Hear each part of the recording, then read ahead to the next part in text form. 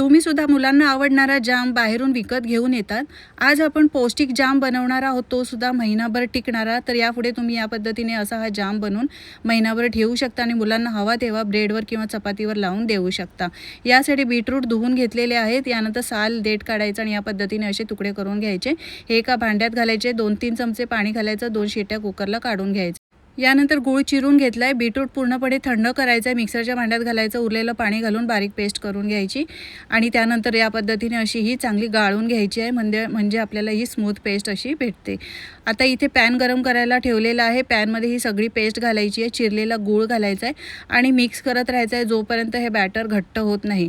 Slow फ्लेमवर आपल्याला एकसारखं हे मिक्स करत राहायचं आहे। यानंतर हे बॅटर घट्ट झाल्यानंतर यामध्ये घालायचं आपल्याला अर्ध्या लिंबाचा रस। यामुळे हे बीटरूट आहे जाम, बीटरूटचा जाम हा जास्त दिवस टिकतो। यानंतर हा बीटरूटचा जाम झाला की नाही चेक करायचं, एका ताटावर घ्यायचं आणि हे मिश्रण पसरत नाही याचा अर्थ हा जाम तयार झालेला आहे। थंड करून कोरड्या बरणीत भरून ठेवायचं आणि वाटेल तेव्हा मुलांना तुम्ही असा हा पौष्टिक जाम देऊ शकता। करून बघा। आजची रेसिपी आवडली तर लाईक, शेअर आणि सेव्ह करा।